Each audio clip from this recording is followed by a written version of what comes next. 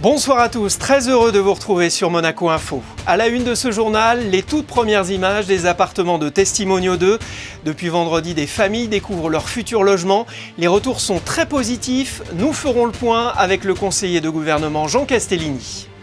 Moins 30, moins 40, moins 50%. Vous avez peut-être déjà profité des soldes d'été qui ont commencé vendredi en principauté. Première tendance plutôt timide, réaction de clients et de commerçants dans ce journal. Déception aux Jeux méditerranéens, Antoine Berlin en cyclisme sur route et Veneslas Tomel en saut d'obstacle n'ont pas réussi à se distinguer. Émilie Rousseau, notre envoyée spéciale, nous racontera. Nous reviendrons aussi sur le jumping international de Monaco qui a réuni les meilleurs cavaliers du monde. Son Altesse Sérénissime, le Prince Albert II, a remis la coupe au vainqueur, l'Autrichien Max Kühnen. Qu'est-ce qu'un leader? Comment le devient-on? Et quelles sont les qualités requises? L'expert américain aux 19 millions de livres vendus, John Maxwell, était l'invité de l'Automobile Club. Vous l'entendrez. On commence ce 19h par la visite des appartements de Testimonio 2, intérieur de qualité, grand balcon, vue exceptionnelle. Vous entendrez tout à l'heure les premières impressions d'un futur occupant en découvrant son logement. Mais d'abord, faisons un point sur cette opération emblématique avec le conseiller de gouvernement, ministre des Finances et de l'Économie. Bonsoir Jean Castellini. Bonsoir. Deux questions très concrètes pour commencer. Où en est-on précisément des travaux et quand les premières familles monégasques pourront-elles emménager? Les premières familles monégasques pourront emménager au mois de novembre puisque les derniers travaux d'aménagement se poursuivent. Je rappelle qu'en revanche, les appartements de la tour Testimonio 2, qui s'appelle encore comme cela, mais son nouveau nom devrait être dévoilé sous peu, les appartements sont équipés de cuisine, ce qui permettra aux familles, dès leur entrée dans les lieux, de pouvoir profiter de l'appartement dont ils sont attributaires. Ouais, Testimonio 2 comptera au total 348 appartements domaniaux. Les voici à l'image, ces appartements filmés par les équipes de Monaco Info. Vous les avez vous-même visités en avril dernier avec plusieurs membres du gouvernement et du Conseil national. Qu'en avez-vous pensé? J'en ai pensé le plus grand bien, puisqu'il est vrai que cette opération emblématique du plan national pour le logement des Monégasques voulu par le prince souverain est à la fois très quantitative. Vous avez évoqué un nombre d'appartements, je précise simplement qu'il s'agit de l'addition de la tour 2 et de la tour 2 bis. La commission d'attribution qui s'est réunie le 14 juin dernier a attribué les appartements de la tour T2. Concernant la tour T2 bis, la commission d'attribution se réunira au tout début de l'année 2023. Ça, c'est pour l'aspect quantitatif. Et pour l'aspect qualitatif, en effet, les appartements que nous avions pu visiter se situaient à des étages intermédiaires. Aujourd'hui, la tour est 2 fois plus haute et déjà, de mémoire, autour du 14e étage, on bénéficiait d'une vue absolument incroyable sur la mer ou lorsque l'on se positionne plutôt sur le côté, sur les terrains du Monte Carlo Country Club et la montagne, donc véritablement une vue imprenable, j'avais envie de dire, quasiment à 360 degrés sur la principauté en tout cas, avec les élus du Conseil national, que je remercie pour leur implication également au sein de la commission d'attribution que j'ai évoquée tout à l'heure. Nous avons le sentiment d'un plan national pour le logement des Monégasques qui est sur de très bons rails. Vous évoquiez les prestations de très haute qualité. Tout a été fait pour la qualité de vie des futurs résidents. Tout est prévu. C'est un immeuble de grande hauteur, donc avec des contraintes particulières qui s'appliquent, mais qui est partie prenante d'une opération très ambitieuse. Je rappelle qu'au-delà de la construction des 2 tours dédiées au logement des Monégasques, il y a également un parking qui compte plus de 1100 places au total et dont un certain nombre, bien évidemment, seront réservées et attribuées aux résidents domaniaux. Il y a également des nouveaux locaux pour permettre à l'école internationale de Monaco, l'ISM, de continuer à s'agrandir, à accueillir des élèves pour le plus grand bien et pour l'attractivité de la principauté. Il y a également une crèche d'une 50aine de berceaux, donc tout un ensemble en effet dédié au cadre de vie et à la qualité de vie des Monégasques dans des conditions exceptionnelles. Oui, ce sera bien plus qu'une résidence, hein, ce sera un lieu de vie. Ce sera un lieu de vie et qu'il faudra en effet s'approprier à l'est de la principauté qui compte déjà notamment avec l'autre immeuble Testimonio à côté, mais aussi l'opération Carmela qui se construit, qui se termine au niveau du boulevard du Larvoto avec d'autres livraisons, ou Pavaillon qui a été livré il y a maintenant quelques années. Donc une transformation, oui, de cette partie est de la principauté dans le cadre de l'attribution de ces nouveaux logements aux Monégasques, une fois encore dans des conditions que je veux saluer parce qu'elles sont particulièrement remarquables. Vous l'évoquiez, Testimonio 2 fait partie du plan national logement lancé en 2018. Vous nous en rappelez les principes, les grandes lignes? Les grandes lignes, elles nous amèneront également dans le courant de l'année 2023 et de l'année 2024 à livrer plusieurs centaines d'appartements supplémentaires. J'ai évoqué donc cette première commission qui se tiendra dès l'année 2023 avec des livraisons qui concerneront la tour T2 bis, là aussi qui devrait prochainement recevoir un autre nom. J'ai évoqué la petite opération qui se construit juste derrière, Carmela. Je peux évoquer aussi bien sûr le Palais Honoria surélevé, qui permettra de livrer près de 85 appartements au deuxième trimestre de l'année prochaine, et puis les différents blocs de l'opération Grand Ida, avec des livraisons pour la fin de l'année 2023, le début de l'année 2024. Donc au total, j'ai envie de vous dire, entre novembre 2022 et premier trimestre 2024, pas loin de 800 appartements qui seront livrés. Et puis je rappelle, même si nous ne les comptabilisons pas stricto sensu bien sûr dans ces logements neufs, mais que les appartements de restitution rendus donc par les personnes attributaires dans ces nouvelles opérations seront proposés aussi au logement des Monégasques. Il y en a plus d'une trentaine dans la commission qui s'est tenue le 14 juin dernier. Il y en aura également plusieurs dizaines, j'anticipe une cinquantaine de logements, je pense au moins, qui pourront faire l'objet, en plus des attributions nouvelles, dès janvier 2023 pour les Monégasques, à travers donc le biais de ces appartements libérés par d'autres compatriotes. Donc véritablement de manière très suivie, avec la plus grande fluidité possible, toujours de très belles prestations, des appartements équipés de cuisine. Nous allons poursuivre avec enthousiasme et ambition ce plan national pour le logement des Monégasques dans les mois et les années qui viennent. Et on suivra bien évidemment ces livraisons de logements et ce plan national logement sur Monaco Info. Merci Jean Castellini. Merci à vous. Vous évoquiez la qualité de ces appartements. Plusieurs familles monégasques ont déjà pu les apprécier lors de visites organisées. Écoutez un futur occupant ravi et les précisions de Sylvie Rossi, directeur de l'habitat, au micro de Juliette Rappert. Nous sommes au 16e étage donc, de la tour Testimonio 2, agréablement surpris par cette beauté. Sincèrement, avec la vue que vous voyez derrière moi, je suis agréablement surpris. Et du coup, hâte d'habiter ici, hein. Ça sera certainement pour fin d'année. On attend ça avec grande impatience, voilà, des espaces, du rangement, voilà. On a eu des retours, mais vraiment extrêmement positifs, de personnes agréablement surprises des prestations, que l'appartement finalement donne directement sur la mer, donne côté Roquebrune ou même sur le boulevard d'Italie.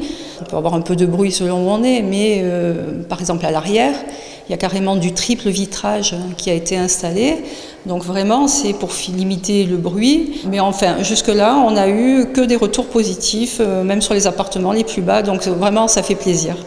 C'est l'une des images de cette journée. La princesse Charlène a visité la maternité du centre hospitalier Princesse Grace. Son Altesse a rencontré de jeunes mamans et leur nouveau-né. Un moment convivial et chaleureux. C'est dans cette maternité que la princesse Charlène a donné naissance en décembre 2014 au prince héréditaire Jacques et à la princesse Gabriella. Les soldes d'été ont débuté vendredi en principauté et si l'on en croit certains commerçants, les débuts sont plutôt mitigés. Il faut dire que les soldes privés sont passés par là et que de plus en plus d'achats se font sur Internet. Christine Datomel et Julien Logier sont allés à votre rencontre, clients et commerçants, pour prendre le pouls et poser la question « Faites-vous oui ou non les soldes ?» J'ai les armoires pleines. J'aimerais surtout me trouver un maillot de bain et un sac, un nouveau sac à main pour me faire plaisir pour cet été. Non, je n'aime pas faire le shopping. Elle démarre plutôt timidement. Voilà. J'ai beaucoup aimé. Ils conseillent super bien, etc. Voilà. On a quelques fins de série qu'on a ici en stock et qu'on offre à des prix très compétitifs. Des articles pour les enfants, profiter pour les faire bénéficier de prendre en stock, enfin tout ce qui est chaussures, tout ça. Et après des petits plaisirs. Je viens juste d'arriver et puis j'ai rien vu encore, quoi. Donc justement, je me posais la question si c'était bien aujourd'hui les soldes à Monaco. J'avais cru comprendre que ça commençait un peu avant la France et que c'était début juillet. Alors je vous rassure, c'est les soldes à Monaco. Voilà. Mais bonne nouvelle, on va aller voir le monsieur pour voir ce qu'il peut nous proposer. Et vous avez jusqu'au 15 août pour faire de bonnes affaires dans les magasins de la Principauté. Le Tour de France a débuté vendredi dernier à Copenhague, mais le cyclisme joue aussi les premiers rôles en Algérie, où se déroulent actuellement les Jeux méditerranéens. Malgré une bonne préparation, le coureur monégasque Antoine Berlin n'a pas réussi à briller sur l'épreuve sur route. Retour sur sa course avec nos envoyés spéciaux Émilie Rousseau et Olivier Bonello. Il n'avait pas pu prendre le départ jeudi du contre-la-montre pour raison mécanique. Antoine Berlin comptait bien se racheter lors de la course sur route.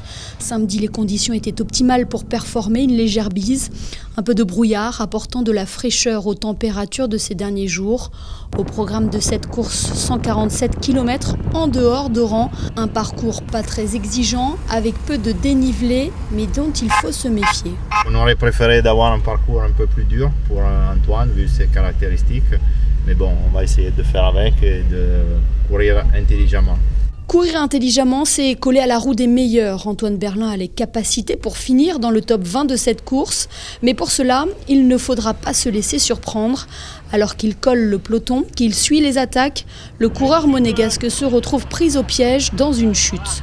Comment ça s'est passé alors? T'es un Tunisien, je suis dans sa roue. Il tape la roue de son Tunisien, enfin je sais pas, il s'explose. T'étais à l'arrière. Je tape, et ouais je tape, je mets le pied au sol. Et je suis le dernier à pas rentrer dans le groupe devant. Je mets tout, mais bon, là, il fallait être devant. Ouais. Parce que t'as vu, les Français. Il y a trop d'écart de niveau pour. Ouais, je sais. Même s'il y a très peu de vent, en fait, juste un coup d'accélération. Mais là, c'était le moment où il fallait être devant, sûr. Antoine se retrouve coincé à l'arrière. Il n'arrivera pas à regagner le peloton. Le résultat est un peu décevant, mais bon, si on doit retenir du positif, c'est toujours super agréable de courir pour Monaco, même si j'étais surtout venu pour un résultat plutôt que de prendre du plaisir. Et même si ça fait les deux sont pas indissociables, mais donc un peu décevant, mais voilà, il faut aller de l'avant. On a toujours envie quand on court pour Monaco de faire son mieux et d'essayer d'avoir un résultat pour voilà, un peu pour rendre l'appareil pour tout ce que Monaco nous apporte, nous les sportifs monégasques. Donc voilà, il faudra remettre ça à la prochaine compétition internationale. Le podium de cette course sur route aura été à dominante bleu-blanc-rouge, un triplé pour les Français, dont 2 d'entre eux passeront professionnels dans quelques semaines. Pas plus de réussite pour Veneslas Tomel en équitation. Avant d'y revenir, parlez-nous, Émilie, de cet engouement incroyable autour de ces Jeux méditerranéens. Quels que soient les sites et les disciplines, le public est au rendez-vous. Oui, c'est tout simplement un véritable succès populaire. Depuis que nous sommes arrivés à Oran, nous avons pu constater toute cette émulation qu'il y a autour de ces Jeux méditerranéens. C'est assez impressionnant de voir les tribunes pleines à craquer. Le comité d'organisation ne s'attendait peut-être pas à un tel accueil de la part des Algériens. Il a décidé de suspendre la vente des billets pour toutes les compétitions, et ce pour assurer au mieux la sécurité du public, mais aussi celle des sportifs. En attendant cet engouement, nous avons pu encore une fois le constater au centre équestre d'Oran lorsque nous avons suivi le cavalier monégasque Venceslas Tomel. L'image peut paraître surprenante et pourtant il est assez rare de voir des tribunes vides aux Jeux méditerranéens. Ici à Essenia, dans la banlieue est d'Oran, l'équitation a attiré les amateurs de la discipline mais aussi les curieux, car le saut d'obstacle peut être considéré comme un véritable spectacle. Pour ce concours, l'Espagne, l'Italie ou encore la France avaient décidé de ne pas envoyer de cavaliers. Ce n'est pas le cas de Monaco, représenté par Wenceslas Tomel. Malgré un périple en voiture et en bateau, le monégasque tenait à être présent au jeu. J'avais déjà fait Tarragone, non je voulais pas venir louper ici, c'est sûr qu'il y avait le concours de Monaco, le jumping de Monaco en même temps, mais bon on a l'occasion d'y aller tous les ans, ici c'est quand même tous les 4 ans, en plus pour la première fois j'étais logé au village, avec l'ambiance du village et tout ça c'est spécial quand même, c'est une expérience. Une expérience qu'il a vécue avec son cheval, It's My Life. Les 2 premières manches ont plutôt bien débuté pour Wenceslas. 200 fautes, mais des pénalités pour avoir dépassé le temps imparti pour achever le parcours. 6e ex-aequo à l'issue de la première journée. Il se présente avec beaucoup d'ambition pour la suite de la compétition. Malheureusement, avec 2 fautes dans la 3e manche et 1 en finale, le cavalier rouge et blanc ne peut pas viser le haut de tableau. Il termine 13e avec pas mal de frustration et de déception, mais retient quand même du positif de sa participation. J'ai envie de dire que je suis quand même aussi satisfait de l'ensemble des 4 manches que j'ai pu sauter. Le cheval il s'est bien comporté, il est un petit peu jeune, il manque un petit peu d'expérience pour ce niveau de compétition. Moi j'ai le sentiment d'avoir assez bien monté, lui il s'est bien comporté, donc j'en garde du positif quand même. Compétiteur dans l'âme, Wenceslas Tomel sait que chaque compétition ne peut être que constructive. Il se servira de ces Jeux en Algérie pour continuer de faire briller au mieux la principauté lors de ses prochains concours. Merci Émilie, on vous retrouvera demain pour le dernier jour de ces Jeux méditerranéens. L'équitation à l'honneur aussi en principauté avec le Jumping International de Monte-Carlo ce week-end. Le Grand Prix du Longines Global Champions Tour est venu clore ces 3 jours de compétition sur le Port Hercule. Sandrine Nègre et Thomas Deus étaient sur place. Une édition couronnée de succès. Il faut dire que pendant 3 jours, les meilleurs cavaliers du monde se sont succédés. L'Autrichien Max Könner s'est imposé samedi soir sur le Port Hercule après un très beau parcours sur ce prestigieux Longines Global Champions Tour Grand Prix du Prince.